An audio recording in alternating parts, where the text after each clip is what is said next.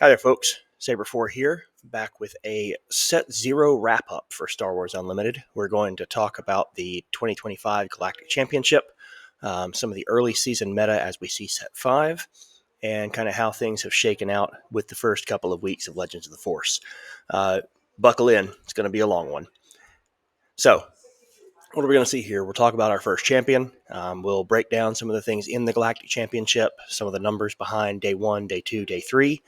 We'll look a little bit at the top cut.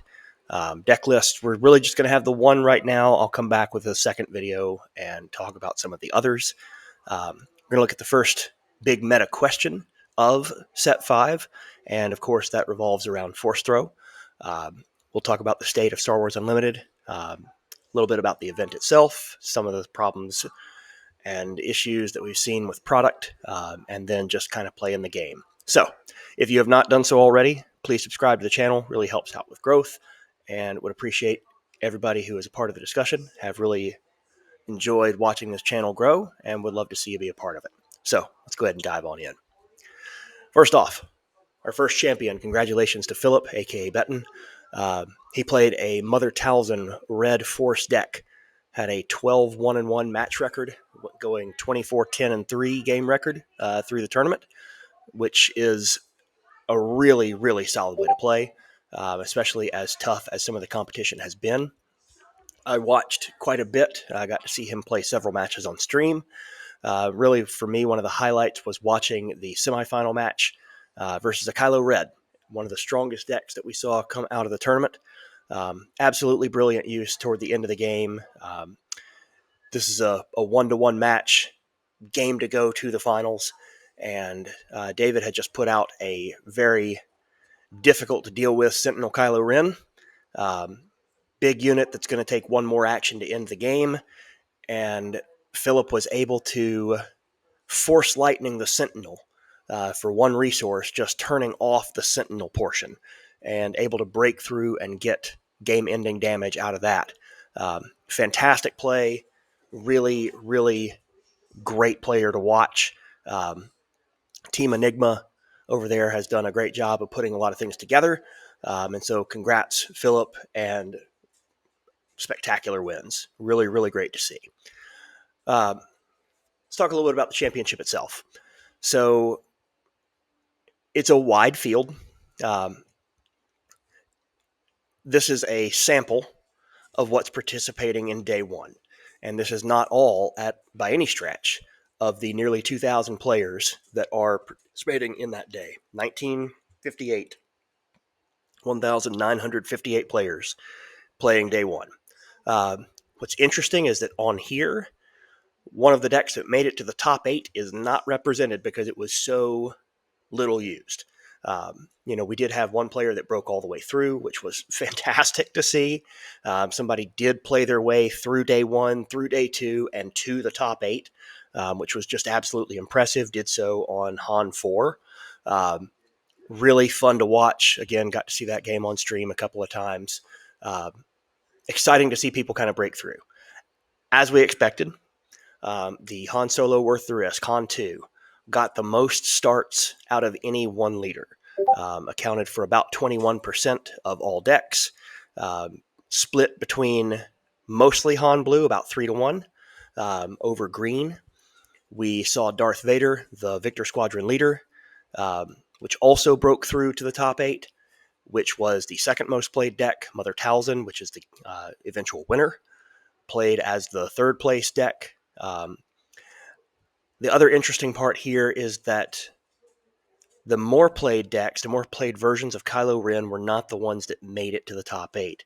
So the green versions that you see represented here, the 4% that are ECL, and then the 1.3% that are Data Vault, those are not the ones that broke through. It was the Tarkentown version that would wind up getting through to that final 8. But this was our Day 1 starts, and this is kind of where we were, a nice wide meta where 20 decks cover a large portion of things. Once you get down to the 1% there, you're still talking about 16 decks or so out of nearly 2,000 players. 18 points to advance. 255 players made it. They stopped at round 8, and if you had 6 wins, they stopped you at 6 wins. So there were several players who were awarded buys after going 6-0, or after 6-1, wherever it happened to shake out. Once you got 18 points, you were done for the day. 23% of those who moved on did so on Han2 Blue, which is to say that Han2 converted up by about 50%. And that is into the widest field, because that's going to be the biggest group and the most diverse group that we saw play. Other strong conversions on day 2 included Quinlan Tarkentown and Sabine, which was, again, almost exclusively ECL. Things that down converted: Vader 4, Kylo 5, specifically Kylo 5 Green, and Mother Talzin down converted a bit from where they started, and then Cad Bane held ground. So a lot of stuff kind of goes on in day 1, but in day 1, what we did see was that was kind of the pool that rose to the top. Han2 Blue, Quinlan, Sabine, Vader, Kylo 5, Mother Talzin, Cad Bane. And that we were going to see that trend continue all the way into day 3. These are your day 2 starts. This is by hard count. 565 people, so the 255 from the night before, plus another roughly 300 that are there. 40 different leaders represented. Han2, again, the most common by far. This is a raw set of Han2, so it does not include or does not differentiate between the bases. Same thing with Kylo, does not differentiate between bases, but we would see that the majority of things that played day 2 wound up being Tarkentown, especially when we're talking about things that moved to day 3. Quite a bit here that was interesting singletons. Avar Chris in here, the original Darth Vader. You did have a yellow set 1 version of Grand Admiral Thrawn. The Iden decks were quite often done as Data Vault, and we did see some of those move through to day 3. But we are going to see a lot of these things kind of pare down as we move towards day 3. Han2's conversion rate decreased into that more narrow field. I think a lot of people who were in that day 1 buy type of situation really prepared for Han2 to be one of those major decks. They teched into it a bit, and we saw a down conversion from that 27.8% start to only about 1 in 5 decks that were Han2 made it through. Sabine rate also slightly down, still a strong second. This is easily the least altered deck by the Legends of the Force set. And then, as we said, there's at least a couple players who converted to day 3 after converting from day 1 to day 2. The other interesting thing to note here, especially with these Force bases, is that Data Vault really fell off. At the end of set 4, we were seeing Data Vault played in 40% of games, and that is considering that Darth Vader was being played in another 20%. So 60% of the meta, you either saw Darth Vader yellow or you saw Data Vault decks. And, that was 3 out of every 5 games that you sat down for. This dropped down to 15%, and that is a direct impact of Legends of the Force. 73 players wound up on 18 points. 14 of those leader-based pairs had 2 or more decks that qualified. There are also 14 unique pairings for 28 total. There are 20 unique leaders that moved through out of 40. So we did trim down the list quite a bit as we moved into day 2. These are the top 10 that made it through. And as you can see here, that's the Han Solo on blue, Sabine Wren, Kylo, Quinlan Voss, Mother Talzin, Cad Bane, Anakin Skywalker, Darth Vader yellow, Iden Data Vault, and Emperor Palpatine. Force bases accounted for 24 out of the 73, ECL for 9. Tarkentown came back up. This is a deck that had, or this is a base that had fallen behind significantly when you talked about ECL and Data Vault, and now Tarkentown is back in second. It's back in first of the rare bases, back in second of the overall bases. Data Vault accounts for 11. Vanilla 30s account for 11 as well. So a pretty wide range of things showing up as base pairings that go with your leaders. The other things that make it through, and what we're talking about, is the leader type. 28 ping type leaders make it through, and in that we're counting Quinlan, Talzin, Sabine, and then we also saw Cad Bane as the majors. Luke, and that is the jump to lightspeed Luke, had a deck make it through to day 3, and so did Prey Vizsla. Resource cheat, all 14 of them are Han 2. Unit manipulation. This is the ability to either pump or play units. We saw Anakin that came through, Darth Vader 4, Kylo 2, and Han 4, which made a final, are all unit manipulation. They equaled the amount of resource cheat. So we're talking, between that 3 main archetypes, between ping, resource cheat, unit manipulation, we saw 56 out of the 73 decks. Deck and hand filtering, Kylo 5, and Yoda accounted for 9, and then others, Kazuda, Chancellor Palpatine, Kira, and Iden, finish out the other 8. Decks that moved to day 3, remember, 73 of them, so 36 did not have the ability to put Force Throw in deck in aspect. 37 of them did. All 37 of them played Force Throw. All 37 of them played 3 of 3. And yes, I've gone through and looked at all 73 lists and counted them out. It appears most commonly in the red versions of Mother Talzin, in the red versions in the Tarkin Town versions of Kylo 5, and in Yoda, and appeared in every single Han 2 and Anakin.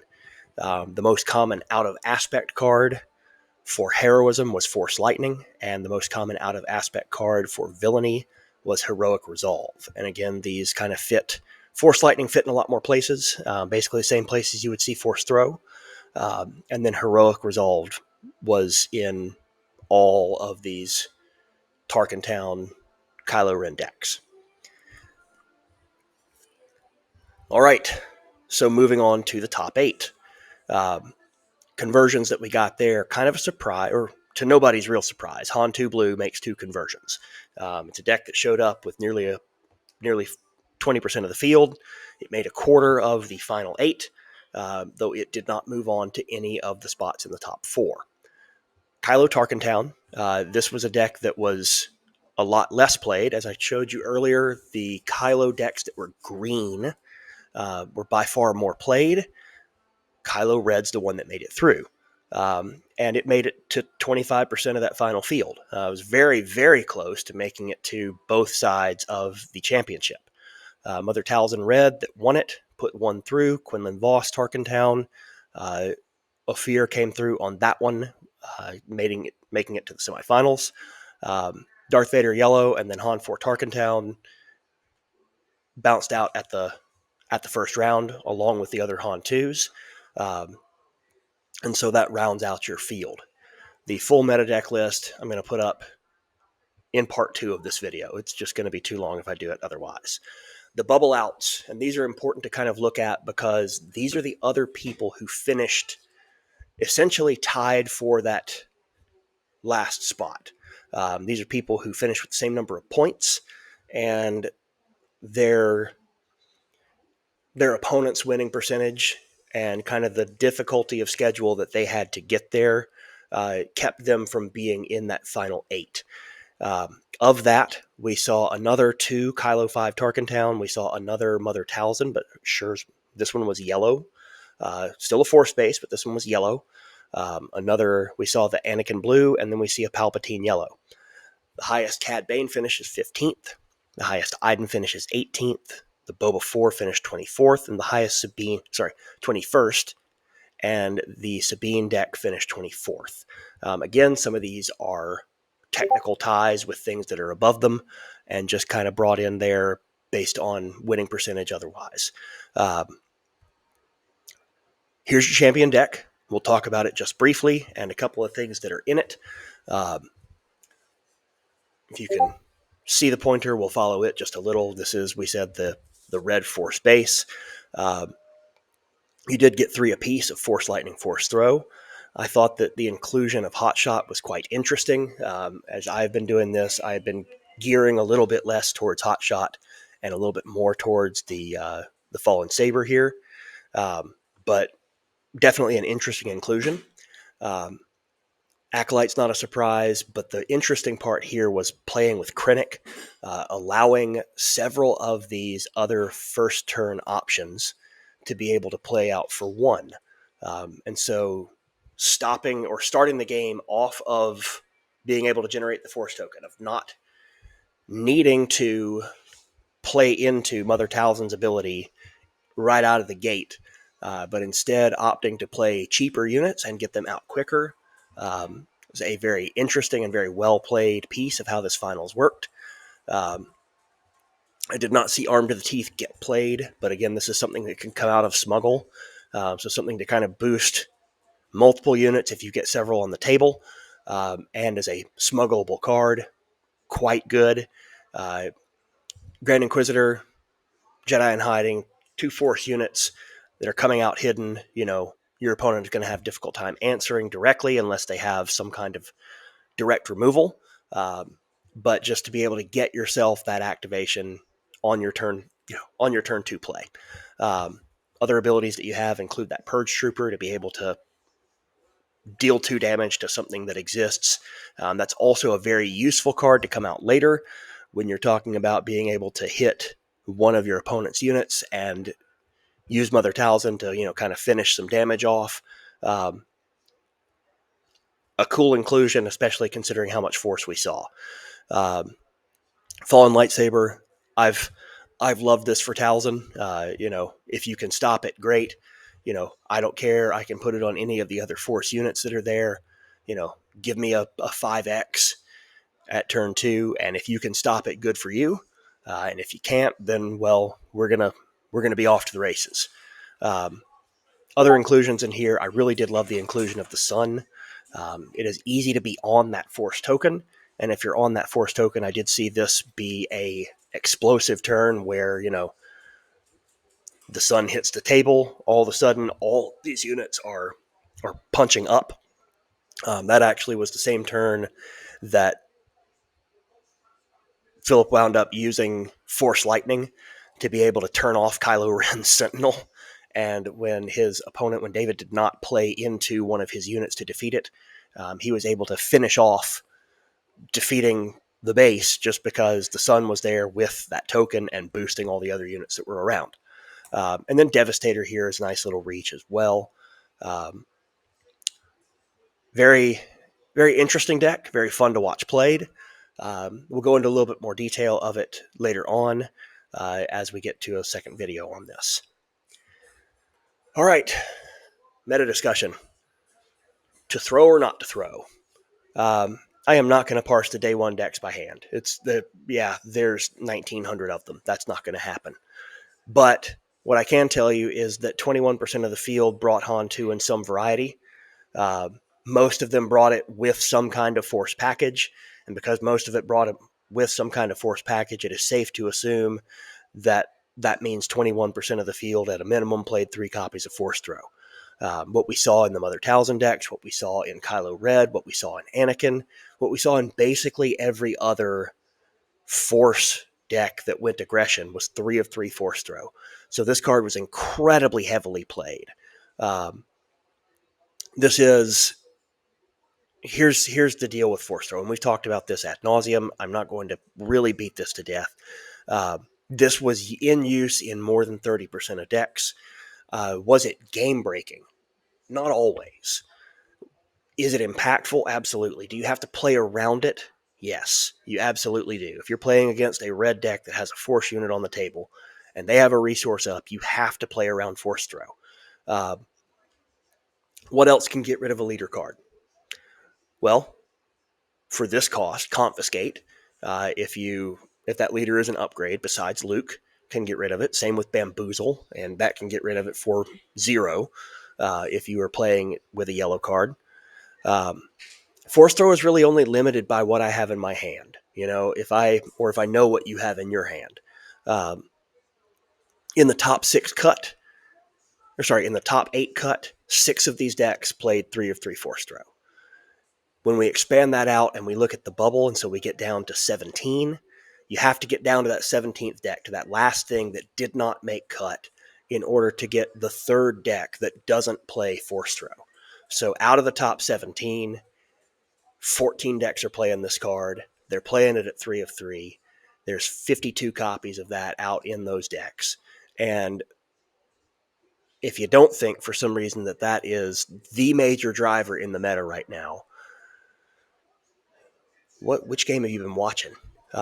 This is the biggest driving force. This is probably also the least fair card there is, because it is the quickest way to defeat a leader straight up, just by having the right size thing in your hand. All right, let's talk about the event report. Just kind of the state of the game.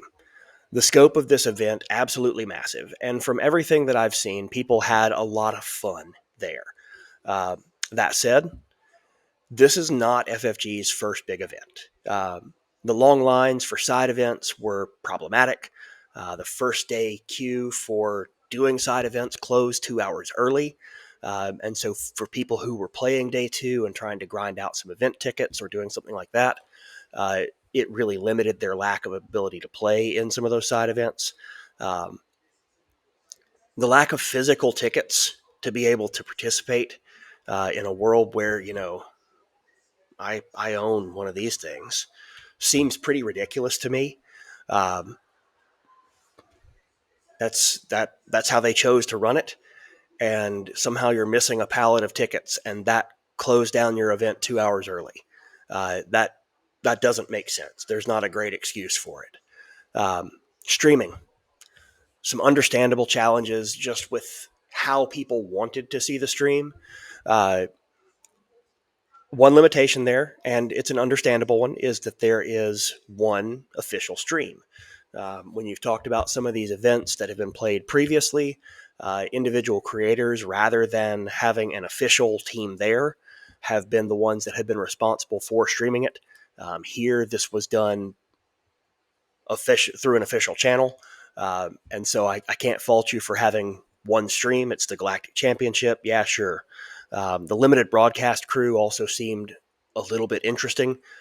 Again, I understand, bringing it down to a certain number of people, but there are also several people who are in the Star Wars Unlimited community that have established themselves as fantastic broadcasters. Again, I have no problem with who they picked, but the exclusion of some of the people that was there seemed a little bit off.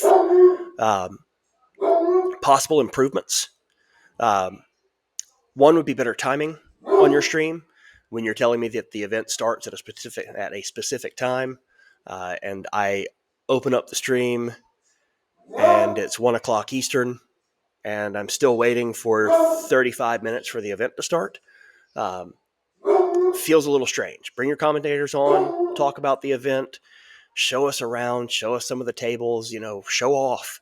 You've got a giant event, a couple of exhibit halls, plenty of things that I know you're going to talk about through the weekend, but go show us what some of the side events look like.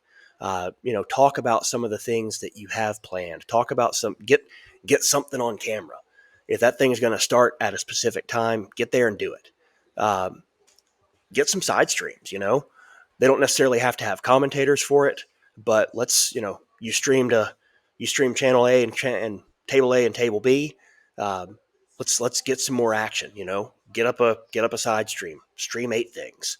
YouTube doesn't limit you that much. There's plenty of channels. There's plenty of ways to do it. The last part here is just a little tiny gripe. I did love having, when I streamed this to my TV, and when I put this on a big computer screen, I loved having the overlay that showed cards in hand. That was a fantastic thing to have. It's great for kind of seeing the thought process of the players and understanding, what they might be thinking going into specific play lines. But On a mobile device, on a mobile device, you can barely see any of the action um, because all of a sudden that giant overlay is there and it really didn't set up well. So that could be another option for your side streaming, is to blend your audio channels and have a stream that is mobile friendly, have a stream that is more computer friendly, and take a lesson from the NCAA championship. Look at how football does it. You got a half dozen different angles. You've got a sideline camera. You've got an overhead. You've got all the information. Let's show that from a couple different screens and visions and overlays, so that people who are running mobile can manage to get a better look at how the game's being played out. Anyway, small gripes. How about the product itself? We're 5 sets in. I'm not going to look at any of these in so much depth, but just kind of where they are individually. Spark of Rebellion was a great base set. It is mechanically rich, has a very good curve. It's a strong foundational set. The only knock that it had was that it sold more on its first production run than anybody dreamed, and that it was sold out and hard to get. Same thing with Shadows of the Galaxy. There were several people who were a little bit put off by Spark being so unavailable. But Bounty and Smuggle are great mechanics. Bounty was incredibly useful for a while. Smuggle is still incredibly useful. Put several staple cards into the game, increased the diversity of play. Great set. Twilight did not do justice to the previous 2 sets. Exploit and Coordinate were not that mechanically deep. Coordinate was easy to turn off, although we do see, we saw Coordinate used in a deck that made the finals, that made the final 8. So it's not like it's useless. But Exploit is in a deck that made the final 8 as well, because you still have the Geonosian Patrol Fighter that's there in Vader. You still have Coordinate in that one because you have the Sanctioner Shuttle. But overall, the power curve in set 3 was not what it was in the previous sets, and it has very few stable cards by comparison. We'll get to those gripes in just a minute. Jump to Light Speed. Fantastic set. Fantastic introduction point for a rotation. Very strong core. Made popular decks more possible. Did its own thing by introducing a Vader mechanic in there that really took off, especially toward the end of that product cycle. Great set. Well done. Legends of the Force. Legends of the Force had 3 out of the 4 semifinalist decks. Had a huge run here and made it not just to the finals with both sides, but is the eventual champion. Vastly increased that force rate, a thing that we really like to see, because after all, this is Star Wars. It revolves around people, things, and places that use the Force. It's the first major shift in our established curve, especially when you talk about coming from the very bottom. So Gunji, having 7 points of overall stats is just big, and then it moves on from there. Very large, very impactful set, very well done. So out of 5 different sets that are here, 4 of them knock it out of the park. One of them a little bit to be desired. The pitch for this game is that it is a player's game with high collectability. In your base set, you have 4 different versions of most every card, and that you have functional staples that exist in all levels of rarity, common through legendary. The early pitch included the idea that your favorite characters were going to be included across multiple rarities. And so you wouldn't have to get, you didn't have to get just legendaries to get your favorite characters on the board. Through 5 sets, there's not a Vader that exists besides the leader that isn't a legendary. There's a Luke that you've got that's a rare, very, very useful card, especially in Sabine. But there's not a single Vader that isn't a legendary. And so we are seeing a little bit of that. We haven't seen a great run of Boba Fett besides the original legendary. We haven't seen we've got a great Han Solo from set 1 that's a rare. We've got a Han Solo that's a legendary. We don't have these characters in the bottom end. So they're a little bit harder to get, which is, again, fine. But it's not quite where we were. The other pitch here is that there's no exclusive cards, only exclusive art. And I really do enjoy that in particular, because it means that not being able to get to a specific convention or get to, pay an exorbitant fee for picking it up from somebody who did, is not going to keep you locked out of playing with specific cards. Carbonite. Carbonite's added a jump to Lightspeed. This is a major prestige art, is a major step forward. There's more access to the showcases, which again are great for people who are wanting to play that blinged out deck, and legendary cards that are above the base level, because they are just harder to get. It's more common to get the regular black border legendary than it is to get your hyperspace foil version. And the art on this, this is a huge step up to go from the Fet's Fire Spray to the prestige version of the Fet's Fire Spray. But that also leads me to my gripe with this. Card values. As a player, not a collector, I don't have a lot of value for the hyperspace version of a card. The hyperspace version of a card, to me, only represents an extra chance to get, on rare occasion, a second rare or legendary in a pack. When rare and legendary cards are so big to play and they have such limited access, I really want to be able to turn around some of those cards that are upper level rarity. I want to be able to trade them. I want to be able to sell them. I want to be able to do whatever I can do with them to acquire more of the product that I need to play. Rare and legendary cards have a very limited value because some of them that are produced do not have any play value. And so that greatly reduces the ROI. The presence of 4 tiers of them greatly reduces the ROI of me pulling my 5th legendary of a black border normal of really, let's say that I'm going to pick, the first one that I pulled in this set, the Supremacy, right? What am I going to do with my 5th one of it? I can't trade it for anything. It's not worth a Grand Inquisitor. It's not worth half the other things that are there. As of the writing, there are nearly 100 legendary cards, including many of the black border base sets, that are under 50% of the MSRP of a pack. And when we talk about the prestige cards, that number goes up. I'd buy more things if selling the special ones offset the cost. The other gripe that I have there is that, in card art, I've put up the 2 here of the Grand Inquisitor. I really was not as thrilled as I was with the prestige art that was included on the ships in Legends, in Jump to Lightspeed. Legends of the Force took a step backwards. Here's your vanilla card art on the prestige version of a Legends of the Force Carbonite pack. Half a dozen other of the prestige treatments of characters got this same vanilla background.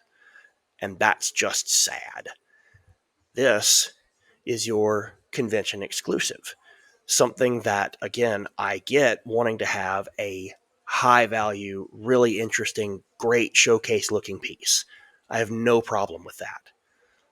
But you did your customers, the people who purchase these things, a disservice by having this art and this art not be anywhere close to one another. This was not excusable. That said, playing the game, I find Star Wars Unlimited to be the best fit of a mechanically rich, easy to play game. It's easy to teach. It's quick. It's thematic. It's fun. And it's Star Wars. And I love every part of that. I couldn't make it to this championship. I already am trying to make plans to go to Galactic 26. I want to try and win my way there, get as close as I can to the points, get qualified the way that I can get qualified. But I still want to go no matter what. The overall press from players is very positive. There have been plenty of feedback pieces of how you can do the prize wall better, things like that. There is need and room for improvements at the large events, but man, this game is worth playing, and I really do enjoy being a part of it as much as I have enjoyed being a part of this community. So we'll see you in season 1.